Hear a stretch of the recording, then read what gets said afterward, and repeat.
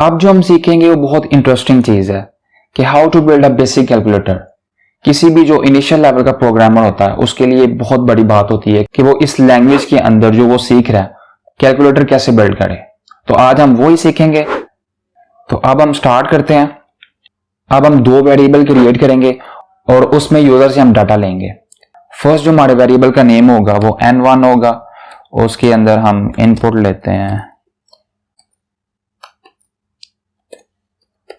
Enter your first number.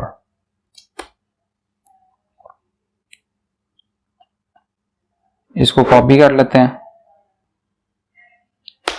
और एक n2 के नाम से वेरिएबल क्रिएट करते हैं और एंटर योर सेकंड नंबर। और यहां पे हम करते हैं प्रिंट। फर्स्ट हम एडिशन ही सीखते हैं, जब आप वो सीख लेंगे तो बाकी आप डिवीजन, मल्टीप्लिकेशन, सब्ट्रैक्शन वो भी आप खुद ही सीख लेंगे। यहां पे हम कहते हैं n1 प्लस n2। अब ये वाली जो मैंने स्टेटमेंट लिखी है इसकी तरफ जरा ध्यान करें।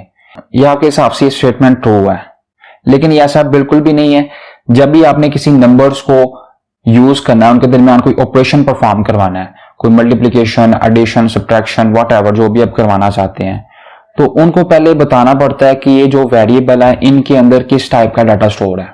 लेट्स सपोज अगर यूजर वैल्यू देता है होल नंबर्स में, जस्ट लाइक दैट 0 1 2 3, मतलब पॉइंट्स में वैल्यू नहीं है, उसको बताना पड़ेगा ये जो सा वेरिएबल है इसके अंदर इंट टाइप का जो डाटा है वो स्टोर है।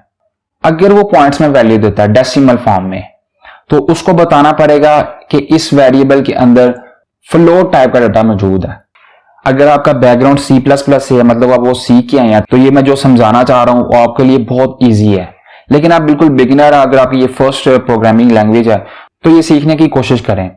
अब मुझे 100% श्योर है कि यूजर ने जो वैल्यू देनी है वो डेसिमल में नहीं देनी है, उसने होल नंबर्स में देनी है, मतलब 0 1 2 3। तो अब मैं यहाँ पे उसको बताऊंगा। हमारे पास पाइथन के अंदर एक फंक्शन होता है इंट का, वो हमने बताने कि इस वेरिएबल के अंदर जो भी डाटा आएगा वो इंटीजर टाइप का उसको कंसीडर करें। इंट और ये स्टेटमेंट लिखने से क्या हुआ, जो n1 है वो पाइथन को पता चल जाएगा कि ये इसके अंदर जो डाटा है उसको हमने इंटीजर टाइप का कंसीडर करना है। अब सेम काम हमें यही करना पड़ेगा इधर भी, इंट और इसको इस तरह करके ओपन एंड क्लोज पैरेंथेसिस। और अब इसको रन करते हैं, शिफ्ट प्लस F10 और enter your first number. Let's suppose 10 है और इधर मैं 20 कर देता हूं, हमारे पास 30 आंसर आ गया।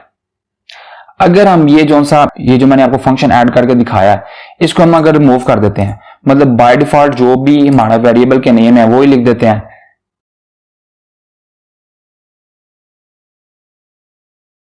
अब मैं इसको रन करता हूं तो देखिएगा क्या होता है। एंटर योर फर्स्ट नंबर 10 और 20 कर देता हूं और आंसर देखें, यहां पे उसने लिखा है 10 20। यहां पे मैंने जो ऑपरेशन परफॉर्म करा वो प्लस का, लेकिन उसने हमें वही वैल्यू दे दी है जो फर्स्ट वेरिएबल के अंदर है और सेकंड वेरिएबल के अंदर वैल्यू है। तो ये हमारे पास जो आंसर है वो सही नहीं है। वो क्यों सही नहीं है? क्योंकि हमने यहाँ पे उसको बताया नहीं कि इसके अंदर जो डाटा है वो किस टाइप का है, वो हमें मस्ट बताना पड़ेगा। अदरवाइज वो इस चीज को ये समझेगा कि ये स्ट्रिंग है और सिंपली उसको प्रिंट आउट कर देगा। अभी हमारे पास जो फर्स्ट वेरिएबल के अंदर जो हमने डाटा स्टोर किया था वो 10 किया था और सेकंड के अंदर 20 किया था। उसने देखिए पहले 10 लिखा और 20 लिख दिया, उसने ये समझा कि ये स्ट्रिंग है। उसको बताना पड़ेगा ये स्ट्रिंग नहीं है, ये इस टाइम आप इसको नंबर समझें।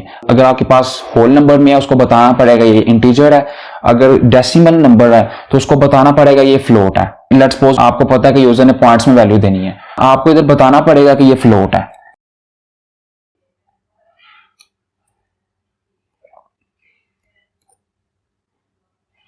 और इसको भी बताना पड़ेगा फ्लोट है।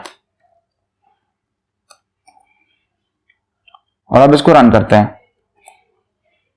अब मैं वैल्यू देता हूं 5.2 और इधर देता हूं 8.2 और अब इसको रन करते हैं तो उसने ये देखें वैल्यू दे दी है। अगर मैं यहाँ पे अगर लेट्स सपोज वो अगेन इंटीजर लिख देता हूं, इधर भी इंटीजर लिख देता हूं और अब मैं इसको रन करता हूं और पॉइंट्स में वैल्यू देता हूं 2.2, 3.3, तो ये देखिए उसने एरर दे दिया। मतलब अगर आपके पास 100% श्योरिटी है कि वो जो यूजर है उसने इंटीजर टाइप की ही वैल्यू देनी है, तो यहां पे आपको इंटीजर डिक्लेयर करना पड़ेगा। अगर आपको श्योरिटी है कि वो डेसिमल में देगा तो आपको यहां पे फ्लोट देना पड़ेगा। अब इस तरह आप डिवीजन भी कर सकते हैं, मल्टीप्लिकेशन भी कर सकते हैं, सब्ट्रैक्शन भी कर सकते हैं, व्हाटएवर, और एक आप बेसिक कैलकुलेटर बना सकते हैं। मैं यहां पे आपको ये बताना चाहूंगा कि आप कोड को याद करने की कोशिश ना करें, आप बैकएंड पे जो कॉन्सेप्ट है, लॉजिक है, उसको समझने की कोशिश करें, क्योंकि जो साइंटैक्स होता है वो इंटरनेट से आपको मिल जाएगा कि साइंटैक्स इसका क्या है। अगर आपकी लॉजिक स्ट्रांग है, आपको पता है कि मैंने क्या क्रिएट करना है, तो आपको साइंटैक्स मिल जाएगा। बस आपने कॉन्सेप्ट की तरफ जाना है कि इसका कॉन्सेप्ट क्या है। Hope you guys you understand this concept. In future हम इससे एडवांस कैलकुलेटर भी बनाएंगे। अगर आपका कोई भी क्वेश्चन है इस टॉपिक के रिलेटेड, आप कमेंट में क्वेश्चन कर सकते हैं, मैं उसका आंसर जरूर करूंगा। अगर आपको इस वीडियो में कुछ भी सीखने को मिला है या ये वीडियो आपको सीखने लायक लगी है तो मेरे चैनल को जरूर सब्सक्राइब करें और बेल आइकन को लाजमी प्रेस करें। आपको मेरे साथ कांटेक्ट करने के सोशल लिंक डिस्क्रिप्शन में मिल जाएंगे। तो मिलते हैं नेक्स्ट वीडियो में।